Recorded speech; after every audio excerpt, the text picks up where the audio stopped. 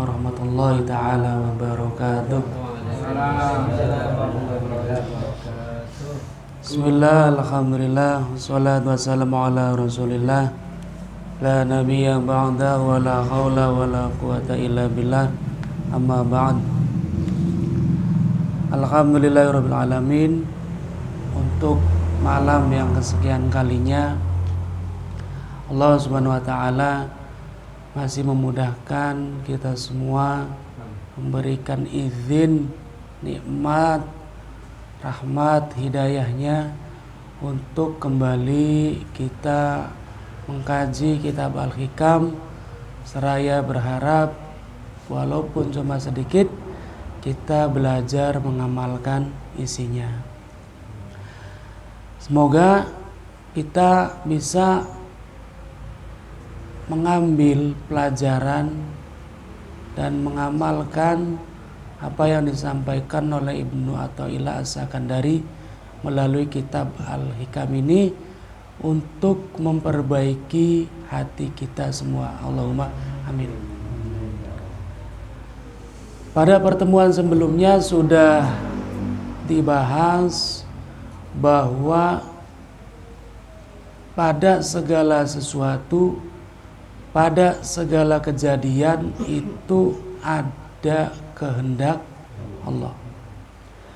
Maka disitulah ada ayat Al-Quran yang menyatakan bahwa Allah itu aqrabu min hablil warid.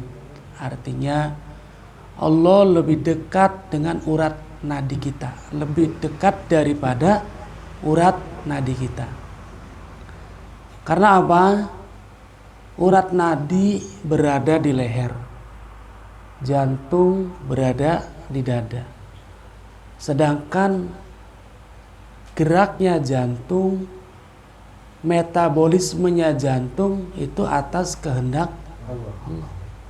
Maka lebih dekat daripada urat nadi. Itu maksudnya. Maka tidak ada keraguan, harusnya untuk kita melihat Allah, merasakan Allah, memandang Allah dalam arti kehendaknya dalam segala proses kejadian apapun yang terjadi dalam hidup kita.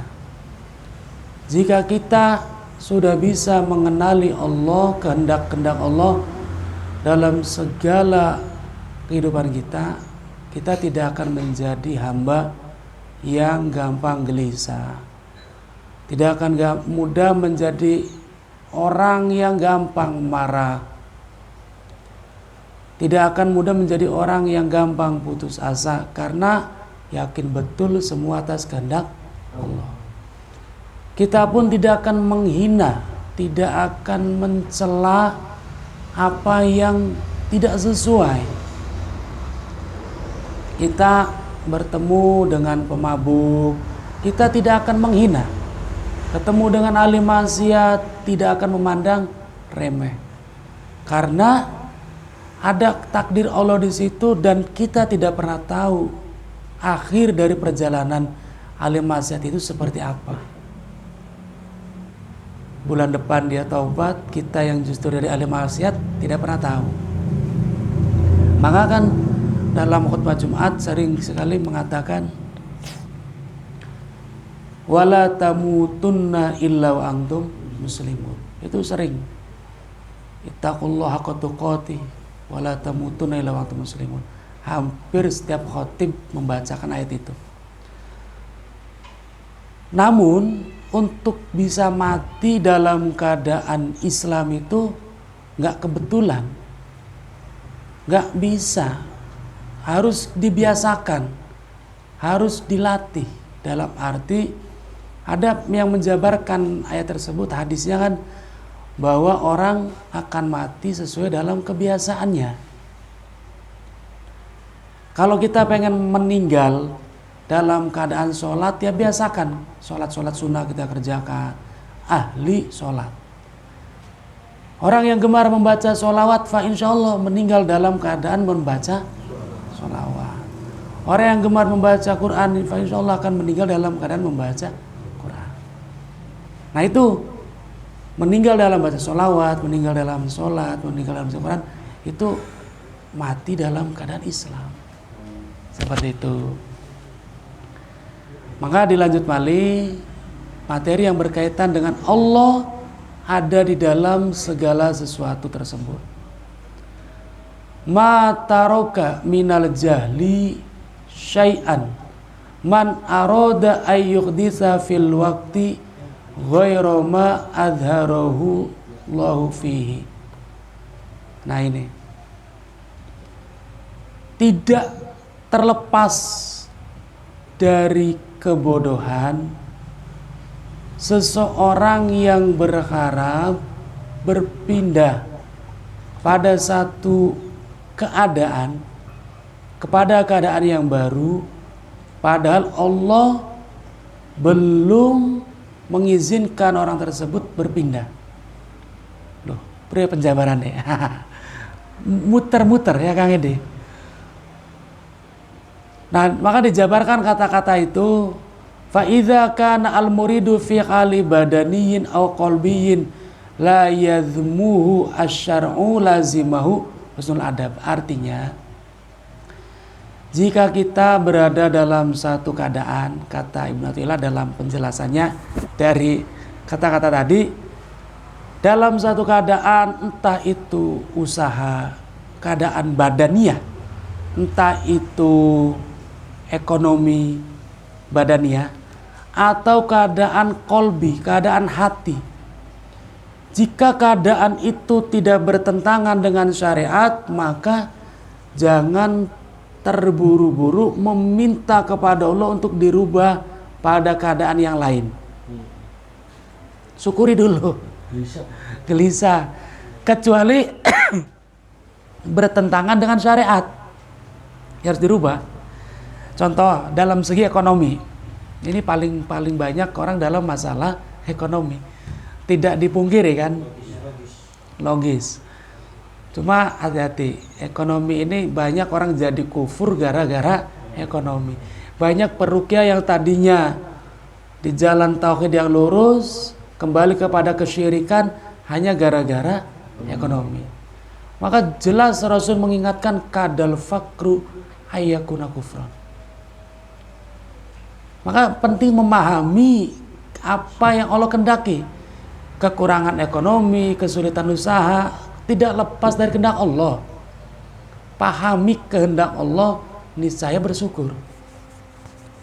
Makanya kan Allah saja memberikan kita itu sesuai kebutuhan, bukan sesuai permintaan. Kita minta sesuatu, kalau menurut Allah kita itu belum butuh, Allah nggak kasih.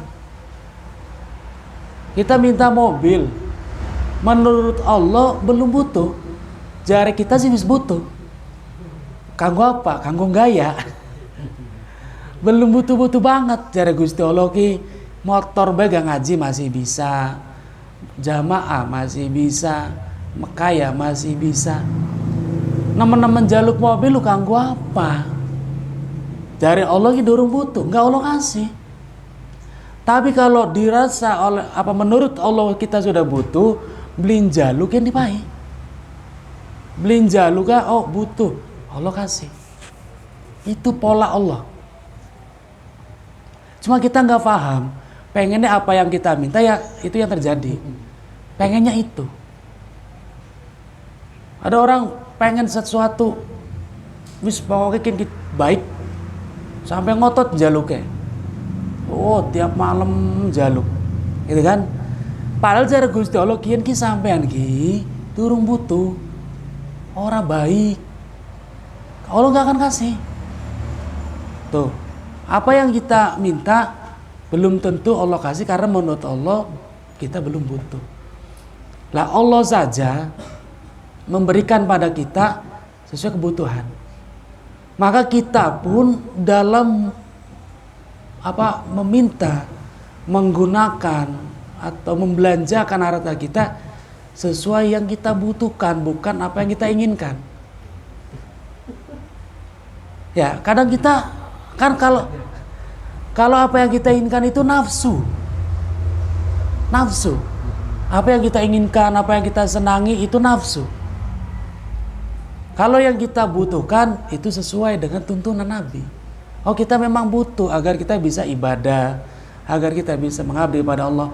Tapi kalau apa baik kita seneng kieu gak gitu ku. Ning atine kader duit anak, kebutuhan langka, ya wis tuku. Prinsipnya Sultan mengono. Duit anak kebutuhan langka. Apa aja kawin maning je Kang Tajir.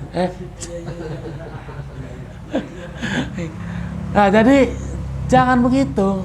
Allah saja ngasih yang dibutuhkan. Masa kita ngetokaken, nah, masya Allah gitu. Mentang-mentang udah duit, sing parah mana udah duit dia anak-anakaken. Karena pengen.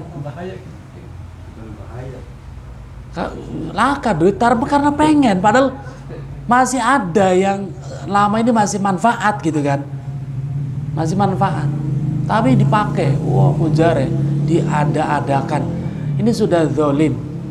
Zolim dalam menggunakan harta, zolim pada diri sendiri. Zolim itu kan menempatkan sesuatu bukan pada tempatnya. Tuh. Maka sesuai kebutuhan. Itulah yang menyebabkan kita, walaupun kita dalam kekurangan, akan tenang, diantaranya begitu. Sehingga mohon maaf, orang yang dalam kekurangan beli tenangku, banyak keinginan, tapi kemampuan langka. Akhirnya jadi kufur, kesyirikan, galau, tekanan batin, asam lambung naik, darah tinggi naik, lah,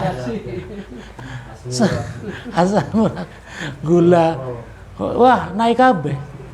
Karena keinginan numpuk, kemampuan langka. Itulah karena yang diutamakan keinginan bukan kebutuhan. Itu yang harus dikelola dengan baik agar menjadi hamba yang bersyukur dalam segala keadaan, segala situasi. Jadi jangan sampai kita membabi buta. Kalau orang nggak punya terus keinginan banyak ya repot.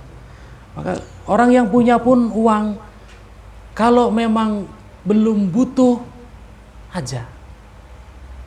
Kadang saya jumpai wis keder duit ki buangnya mending ngono kan. Hari kula-kulaan keder luruhe priwe kon keder buangnya mending. Nah akhirnya sing beli penting-penting ditukoni ngono kan. Pernak-pernik sing jare wong apa barang nyamuk aja. Sing beli jelas-jelas di nah masya Allah ini. Maka bersyukur itu diantara caranya tadi, gunakan harta sesuai kebutuhan. Gunakan uang yang ada sesuai kebutuhan. Maka insya Allah terhindar dari kekufuran, insya Allah. Tapi kalau murka, tamak gitu ya, pengen baik, bisa jatuh dari kadal fakru ayakuna kufron itu. Kayaknya zaman sekarang pernah saya sampaikan, kalau untuk makan saja sih ya kayaknya itu zaman sekarang sih masih bisa ya. Rasdo kudu vaksin dikit ya Pak. Beli vaksin Rasdo ge macet. Nah itu maksudnya kanggo dahar mawon sih masya Allah. Sing kadang gawe membabi buta itu gaya hidup, keinginan, lifestyle, itu nafsu. Apapun yang menyenangkan itu nafsu. Karena nafsu itu dikelilingi oleh sesuatu yang menyenangkan. Tapi kalau surga dikelilingi oleh sesuatu yang dibenci. Gitu. Baik, dilanjut balik. Fa idza kanal murid, contoh orang yang punya usaha. Misal dagang. Penghasilan sehari 100.000. Itu kotor. Tapi dari 100.000 kotor itu dia bisa menghidupi keluarganya. Anaknya sekolah.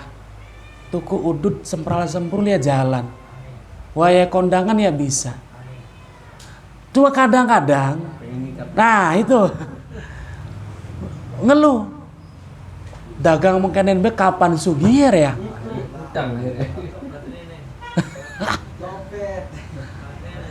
Habis, belum bisa dicolok. Pakai roll. Kalau anu ya kuliah rada teriak maning. Dalam colokan. Fat, ana roll Fat. Roll. Nggih, monggo.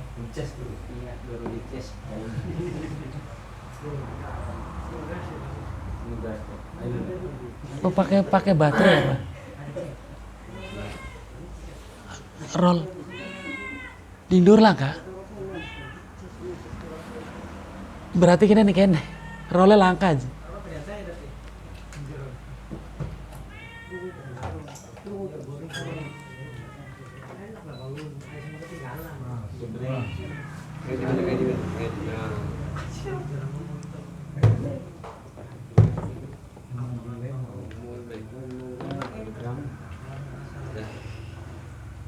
Jalan dah.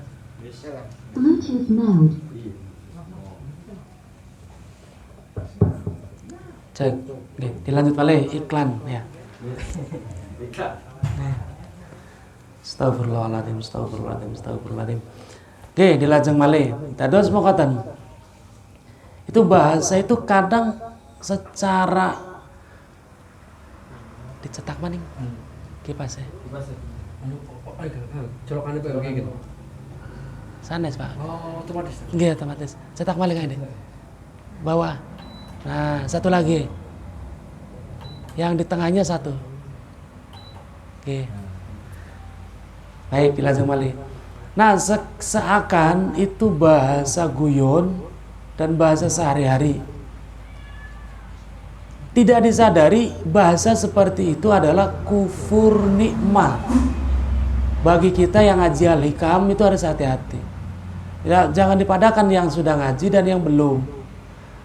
Kula sampean bapak-bapak sekalian yang sudah ngaji mah jangan sampai terlontar begitu lagi.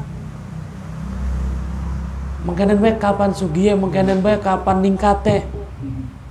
Kalau mau berbuat saja. Nggak usah disertai keluhan. Jangankan dalam sebuah keadaan terhadap makanan saja Nabi itu melarang. Hadisnya banyak, ada 3 kalau nggak salah. Ketika orang mencela makanan, ketika orang makan, panganan apa, blenak temen, niat dagang asin kabeh gitu, umpan setan lah ini Nabi melarang, apalagi mencela keadaan. Apalagi kalau bangun pagi mengeluhkan keadaannya. Masya Allah. Ya mengkenen maning, urip mengkenen maning. Jare Gusti Allah, wis ari wis beli ridho maning kendake kita metu sing bumine kita. Luruh Gusti Allah sing selainnya kita. Diusir ning pangeran. Nah itu dia. Jadi jangan sampai begitu. Dah keadaan mungkin kendaknya Allah. Jadi makanya di sini bahasanya matarokal minal jahli, satu kebodohan orang yang berharap meninggalkan satu keadaan yang tidak sesuai. Kalau dibahasakan jelasnya dengan mencela keadaan yang lama, mencela takdir. Kalau mencela ya sudah, berarti tidak ridho dengan takdir. Silakan pakai pekerjaan yang baru, ngarang kerjaan, tidak melarang kita untuk berinovasi, silakan. Cuma mau yang penting jangan menghina, menjatuhkan, mencela keadaan kita yang lama. usaha kita yang lama. Lo Gusti Allah dari usaha yang lama wis maringi urip sampai pirang puluh tahun. Wis maringi bisa nafkahi keluarga, nyekolahkan anak. Lah berharap pada sesuatu yang baru sambil menghina takdir yang lama. Ini sangat dilarang. Ini berarti dia tidak melihat ada Allah di dalam kehidupannya. Tidak melihat ada kehendak Allah di dalam kehidupannya. Segala sesuatu tidak ada. Yang ada hanya Allah alias kehendaknya Gusti Allah. Kita masih ada di dunia karena Gusti Allah masih kongkon anak. Sukiki jare Gusti Allah wis pragat ceritane sampean balik wis langka maning. Tapi Gusti Allah akan terus ada. Kita ini cuma peran, ya kan? Jare Gusti Allah masih kongkon eksis, masih kongkon kumpul, masih kongkon mlaku ning dhuwur bumi Gusti Allah. Allah masih mengendaki begitu. Kalau Gusti Allah berkehendak, wis ceritanya peragat, ya sudah, kukut, ya kan, mancing peti, digotok. Nggih, dilajeng malih. Maka kalau memang keadaan kita itu tidak bertentangan dengan syariat, husnul adab, berbaik tata krama pada Allah. Fi ikhtiyari baqai alaihi ridho dengan apa yang Allah pilihkan. Ridho ini dalam tanda kutip bukan melarang, sekali lagi. Ridho itu bukan berarti melarang untuk meningkat. Kata kuncinya, clue-nya tidak mengeluh, tidak mencela. Silakan mau meningkatkan kehidupan, tapi jangan mencela kehidupan yang lama. Kuncinya di situ. Kalau orang ngerusulah, gelendang, ngeluh itu kan beli ridho. Apa pada sampai mencela? Nah, kalau orang ridho mah ya walaupun mau meningkat ya kehidupan yang lama diakui. Oh Allah supaya kita lewat sawah, lewat dagang, lewat kian bisa nafkahi keluarga. Ya Allah, ridhoi lagi. Saya mau meningkat usaha yang baru. Kembali ketika akan merancang usaha yang baru, niatnya awas jangan salah. Biar jadi pahala. Kan mau kata Pak. Kalau niatnya gaya-gayaan, bisa tetekuan segala-gala, bisa plesir mendi-mendi bakal duitnya akeh, ini sudah salah. Sudah nafsu. Niatnya bokat usahanya maju, bisa sedekah, bisa nyantuni anak yatim lebih banyak, bisa amal jariah. Niatnya begitu. Apapun sudah kita bahas bersama, kan? Kembalikan kepada Gusti Allah, kembalikan kepada pengabdian Gusti Allah.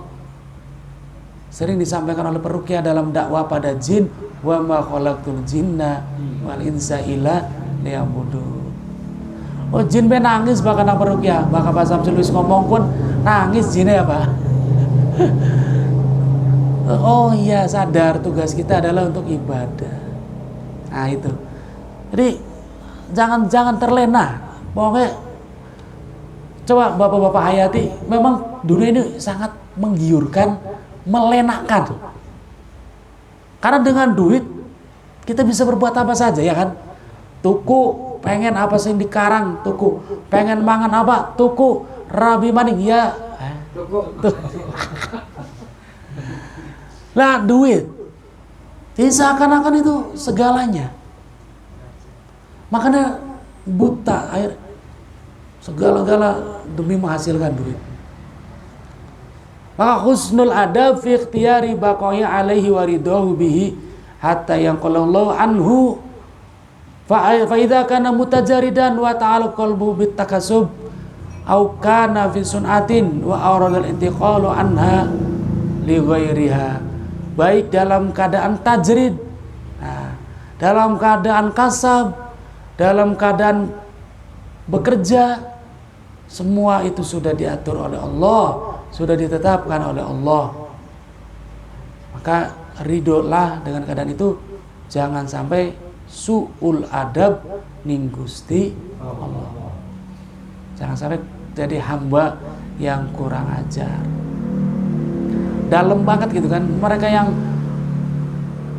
Kang Priwe, engkau sing pada maksiat apa aku beli kurang ajar ya sekaruan kan mah. Jadi kita jangan bandingannya itu gitu kan.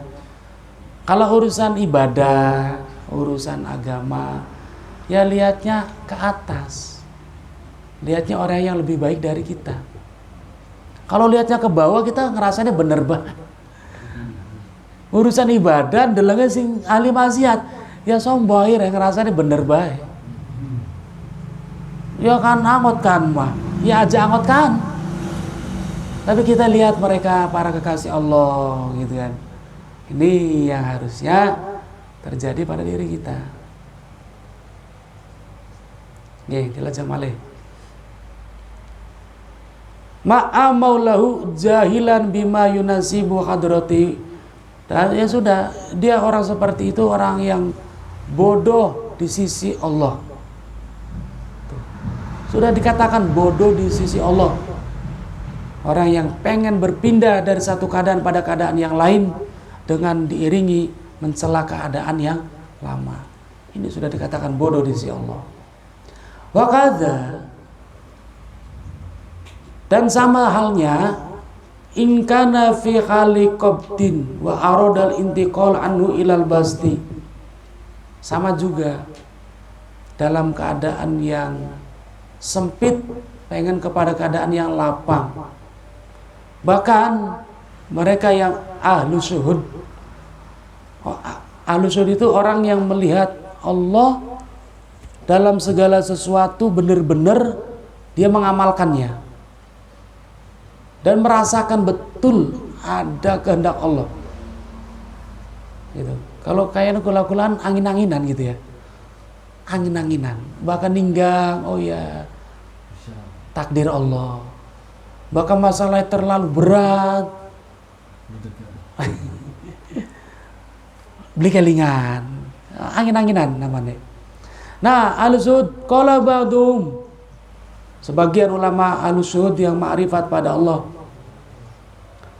mundu arba'ina sanatan, sudah sejak 40 tahun, mundu arba'ina ing dalam sumangsane 40 apane sanatan tahune ma aqamani Allahu fi halin, sudah 40 tahun Allah belum mengangkat derajat saya. Oh, jare ahli ma'rifat, 40 tahun saya berdoa pada Allah, 40 tahun saya bermunajat pada Allah, namun Allah belum juga menempatkan saya pada satu posisi yang terbaik di sisi Allah. Padahal yang diminta posisi di sisi Allah. Loh, kalau kita-kitaan kayaknya enggak ya. Yang kita minta adalah disenangi manusia, disegeni orang, ya kan? Dihormati, dihargai. Pengen dihargai ya duit. Banyak status berseliweran. Apa aja bahasannya? Ketika kita punya uang, pasti kita dihormati. Sering kan status mengonon. Diakui, dihargai. Diaku dulur, diaku batur. Papak diaku. Tapi bakal beli duit. Nah ini. Padahal kalau kita ngaji tauhid nggak akan keluar kata-kata begitu. Kenapa cinta makhluk yang dikejar? Kenapa pengakuan dari makhluk yang dikejar? Bukan cinta dari Allah, cinta dari Kanjeng Nabi, pengakuan dari Allah. Kalau yang dikejar kita habis, energinya habis benar. Kalau yang kita kejar cintanya makhluk, energinya habis. Yang manusia ku atine beda-beda. Pengen terlihat baik di wong kian, pengen terlihat baik di wong kian, terlihat baik di wong kian. Habis energinya. Hidup penuh dengan kepalsuan. Tapi kalau kita terlihat baik di hadapan Allah, maukah apapun keadaan kita selagi tidak bertentangan dengan syariat, sudah, nggak usah gerasa-gerusu dalam hidup. Kecuali bertentangan dengan syariat. Contoh, mohon maaf misalkan kelembuk gitu ya. Kita dalam satu posisi ini disyukuri. sewengi bae oli 2 juta. Ngapain kita pindah ke posisi yang lain? Lah ya iki sih. Ini susah pegel-pegel cukup dagang serabi 2 juta. Ini yang bertentangan dengan syariat. Keadaan yang bertentangan dengan syariat, kita harus tekad merubah. Kalau keadaan kita tidak bertentangan dengan syariat, nggak usah gerasa gerusu, tenang. Ikhtiar pengen merubah, kerjakan, tapi jangan ngoyo. Ngoyo itu tidak jaminan merubah keadaan dan mendatangkan rezeki. Awas, jangan salah. Kalau bahasa motivator, bahasa motivator, usahamu menentukan hasilmu, dalam arti sejauh mana kamu makanya begitu. Padahal tidak. Makanya usaha tidak akan mengkhianati hasil. Ini bahasa motivator. Seakan-akan yang menentukan hasil akhir perjuangan adalah usaha. Loh, kalau seorang kiai saja bisa menjadikan orang benar, tidak akan anaknya dipondokaken. Ya. Paham ya, Pak? Loh, kiai ngerasa dia nggak bisa apa-apa. Saya nggak bisa menjadikan orang itu jadi benar. Saya nggak bisa mendakwahi orang. Semua hanya karena Gusti Allah. Makanya anaknya dewek dipondokaken, kok dididik ning kiai sejen. Kalau dokter bisa ngwarasaken, selangkah mau mati. Yang ngurus penyakitnya, lo kadang dokter bedah bae dheweke dioperasi ususnya. Dokter sing ngongkon pola hidup sehat bae meninggal karena lambung. Dokter Oska, dokter Ian, sing ning Trans 7, sing ganteng. Ya. Jangan telat makan, Bapak-bapak. Ngerti? Jangan telat makan, pola hidup sehat. Dheweke apa mangane? Mie bae. Mie bae mangane. Sing awet zaman kuliah sampai wis manjing TV, dokter hebat terkenal mangane mie. Dan akhirnya meninggal asam lambung. Berarti kan ya satu nggak manfaat ilmunya jelas. Dalam arti berarti kan Pak tidak punya kemampuan. Semua silakan berusaha, silakan berikhtiar, silakan bekerja, silakan apapun itu, tetap jangan mentuhankan ikhtiar. Seakan-akan ikhtiar ini penentu hasil. Ini yang salah kaprah. Ketika ikhtiar berhasil, depresi, mencak-mencak, putus asa, Gusti Allah disewoti. Beli adil kan sing mabok bae akeh lemu, dunyane akeh mobilnya loro. Kula sing ibadah ini gara-gara nggak kenal Allah.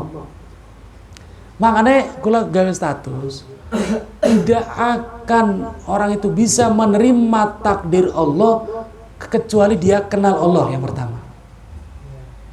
Yang kedua, kecuali dia kenal sifat rububiyah Allah. Ya Allah kok ngerumat nih, tidak pernah mendolimi hambanya. Berapa ayat yang menjelaskan Allah tidak mendolimi makhluknya.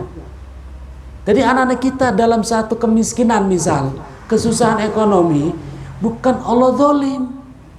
Berarti Allah tahu itu yang terbaik buat Anda. Selamat. Kalau kita nggak bisa bersyukur, dalam arti gini, kalau dari sisi ekonomi kita ini kurang, lihatlah dari sisi kesehatan. Alhamdulillah ya Allah, bagian urip kekurangan ya awak sehat. Tanggai kita duitnya jutaan, kanker, serviks, kanker gigi ndase digergaji, operasi otak. Jadi lihatlah dari sisi yang berbeda. Jangan sampai kita satu masalah menjadikan kita menghakimi Allah dengan masalah itu. Satu masalah yang tidak sesuai menjadikan kita menghakimi Allah dengan masalah itu. Ini sangat kurang ajar, su'ul adab. Bahasa di sini su'ul adab, akhlak yang buruk kepada Tuhan kita. Nih di Lajang Malik.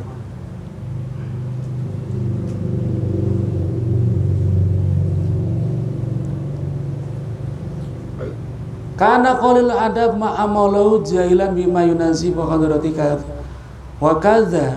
Nah, jadi tadi ada seorang ahli ma'rifat yang diminta adalah naik keadaannya di sisi Allah. Tapi selama 40 tahun beliau bermunajat, tak kunjung juga diangkat derajatnya oleh Allah.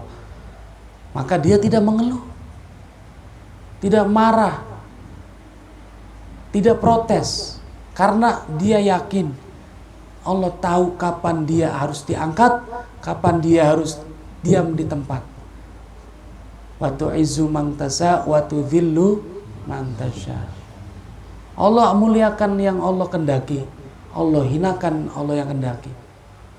Wis, beli perlu ikhtiar jadi terkenal ge. Dari satu sisi Pak Samsul. Kalau Allah mengendaki terkenal, mah terkenal. Bagus baca. Tidak. Oke. Jadi beli perlu nemen-nemen kodon kah? Wis ngumpet. Pada kajian sebelumnya kan di antara agar kita bisa ikhlas itu kuburlah eksistensi. Fi ardil humul, di dalam tanah yang sangat bau sekalipun beliau usah semene kita bakal beli kita beli bener ngaji bakal beli ini kita salah bukan ngaji ini karena palingan karena sudah bener kudu ini kita ngaji nih kadang muncul kan begitu ya. Oh, apapun tahlil bakal beli kita mah belinya sampai dongan ya. Ini hati-hati banget. Hal-hal begini kadang nggak sadar. Nih dilangsung balik. Fasuh wahada. Nah, orang yang bisa menerima takdir Allah, mengubur eksistensinya, ikhlas dengan ketentuan yang Allah berikan, tidak mencela takdirnya. Wahada itu maksudnya itu min natajil ilmi billah wa ma'rifati rububiyah. Hasil dari ilmu mengenal Allah. Nah ini kula panjenengan sedaya niki ngaji ali kami iki tujuannya kenal karo Gusti Allah. Loh iya, kita kok nggak kenal Allah ya? Sehingga kita kehilangan Allah. So, kenapa wong depresi? Karena kehilangan Allah. Kenapa wong sewot-sewot? Bakal sing diharapkan beli terjadi. Karena beli kenal Allah. Kenapa wong dadia syirik?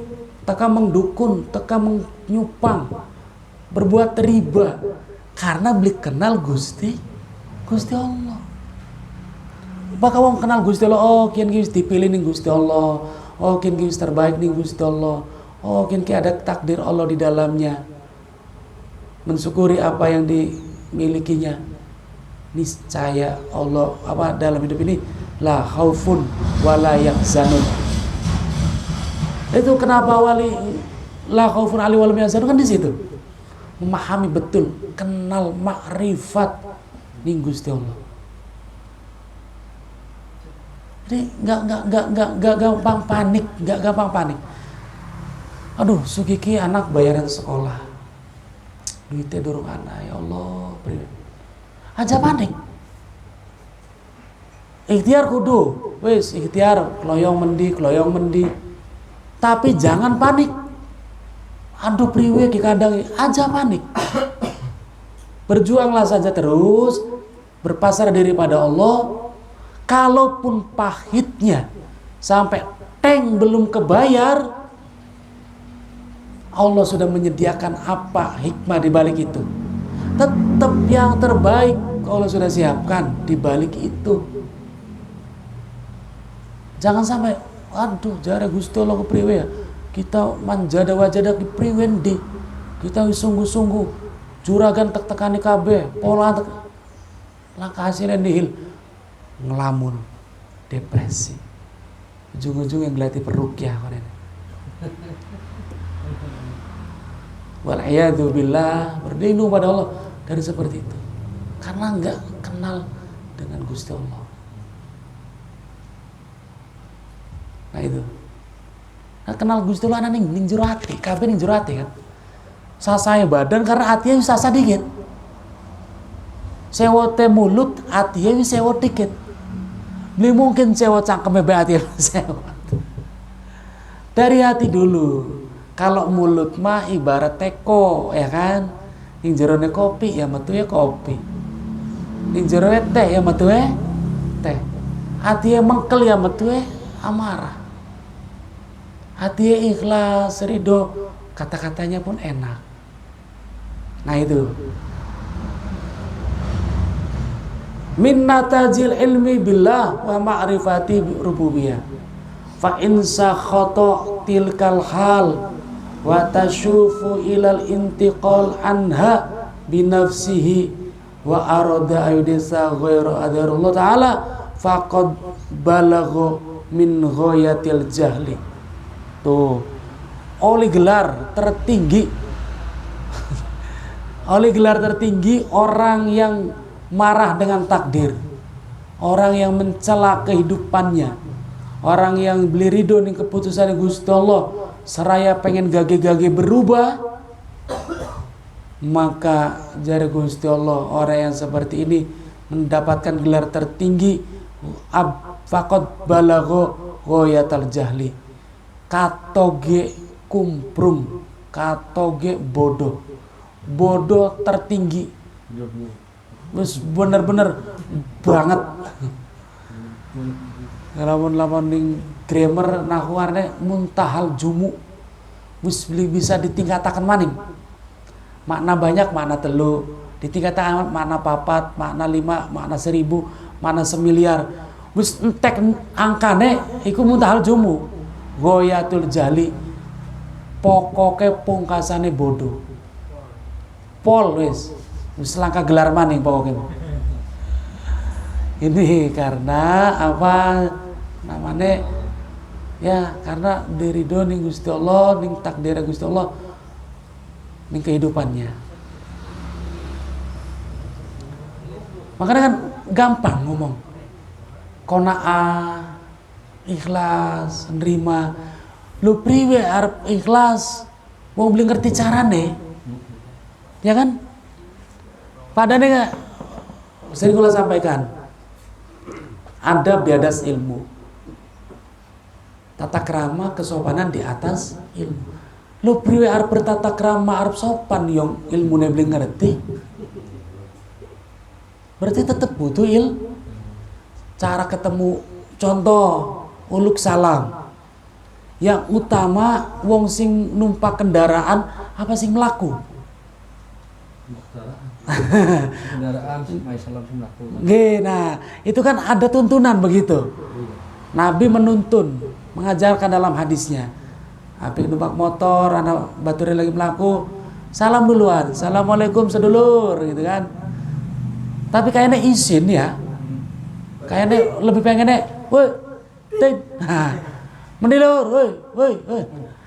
Kok kenapa izin assalamualaikum? Tapi salafi kadang ya Pak, lebih tekankan ya salam. Kelagu-lagulan ini kadang kalah nang izin. Dilajeng malih. Jadi jangan sampai kita mendapat titel ghayatul jahli. Nggih, jahil murakab segot mutal jumu wis. Masya Allah. Itu orang yang tadi. Wa azaul adab, dan akhlak yang terburuk fi hadratihi di sisinya Allah Subhanahu wa taala. Wa hadza utawi iki sukhtun. Ini marah, ini benci, ini tidak ridho. Min ma'aridihi hukmul waqti alladzi tasyiru ilaihi as-sufiyah wa huwa indahu min a'dhami dzunubil khassah.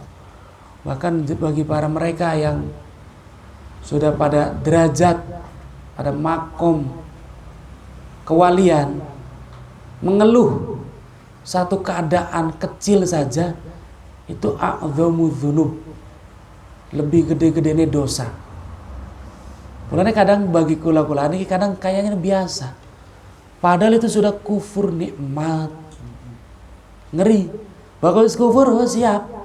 Apa yang sudah ada dicabut.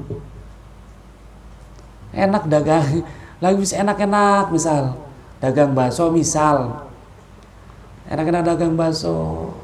Ngeluh tiba-tiba baturnya tekan tas berlayar, gak duit akeh. Gerembol ora. Berlayar akeh apa? Kanda. Ayo melu kita bae. Ente dagang bakso apa sih ngeluh akhirnya dalam batur mengkonon ngladeni cocote tangga ngladeni cangkeme tangga konon cangkeme batur akhirnya mengeluh keadaannya. Wes siap, tunggu saja Allah ambil gerobak baksonya. Allah ambil gerobak baksonya sebaso-basone gitu ya. Ngeluh dari karyawan be kapan dari bose kayak Kang Tajir misal. Kuli bae kita ke.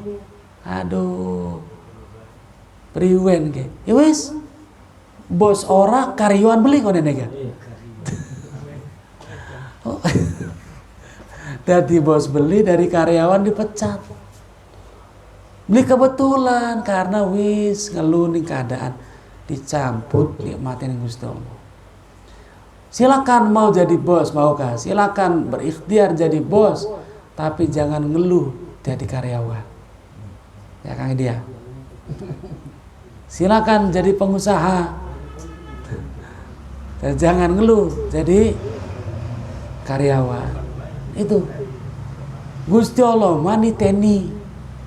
Gusti Allah Maha tahu dengan ilmunya. Wis dinilai kabeh, dihitung kabeh. Maka kita wis memiliki hati yang ridho, yang ikhlas. Wis bener-bener ridho ya, catatan. Bukan ridho pura-pura. Apalagi ridho Roma. Ridho pura-pura. Bener-bener ridho. Beli bakal pengen. Nah ketika kita wis beli pengen, kok blek bakal beli pengen. Maka kita masih tapi ridho tapi pengen. Wis beli bakal terjadi wis. Oh, sering Pak Samsul cerita ketika masih mikiri bae duit. Ya wis entek ya wis. Tapi bagus pujari Gusti Allah. Allah kasih anak kaligane, itu kaligane padahal mah. Hati-hati bakal kaligane iki seakan-akan langkah Gusti Allah. Kebetulan ya kaligane. Allah kasih ki. Qadarullah. Nah, ini set.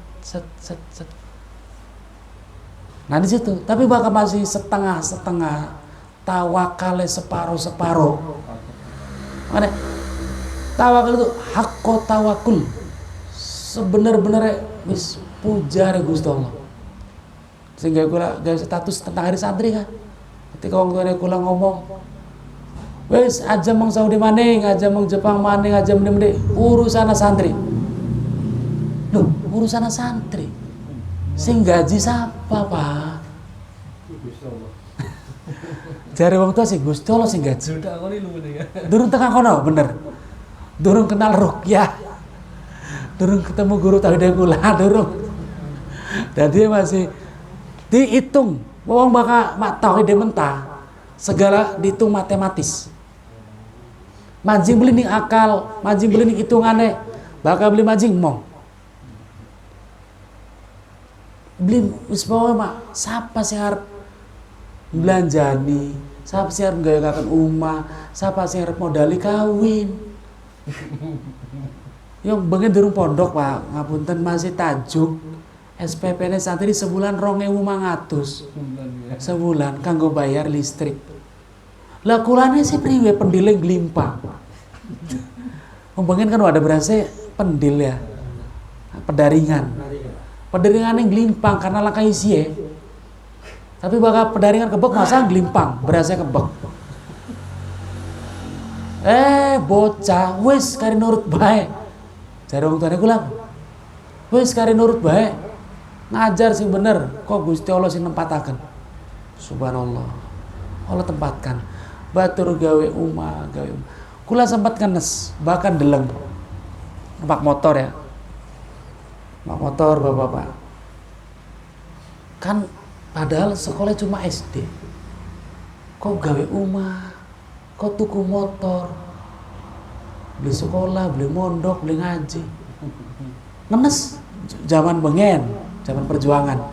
Lah kula dipondokaken, dikuliahaken sampai dur. Mungkin temen nurin. Tapi sing tak pegang siji. Wis ngajar baes ikhlas aja mikiraken. Engko sira bakal gawe umah bakal apa aja mikiraken. Engko digaweaken ning Gusti Allah. Wis ngajar fokus. Hilangkan pikiran mana-mana. Pasrah karo pangeran sebenar-benarnya pasrah. Sebenar-benarnya bukan dusta. Sok bapak-bapak bakal wis mentok masalah. Hari lagi masih anak pandangan sih durung mengkonon ya. Ngari mesti ngarep-ngarep. Engko ningokan, dulurkin. Dulurkan. Masih ngarep-ngarep mengkonon. Ini semono-mono bae. Solusinya kayak semengkonon. Tapi bakal wis mentok kan ternyata dijajaki mentok zong nihil. Wis saat itu dau gleprok Gusti langkah mani saya sampean ki Gusti bakal wis mengkonon dau wis mentok tok. Nah keadaan mentok pun jangan salah Gusti Allah sing ngatur. Bakal Gusti Allah durung ngatur kongkon mentok mabli bakal sampai ke derajat mentok. Jangan disalah mentok kebetulan bukan. Karena Allah ndalane mbok ketipu di kita, mbok dikecewakan di kita. Tapi iku wis dadi dalan sing ujung-ujungnya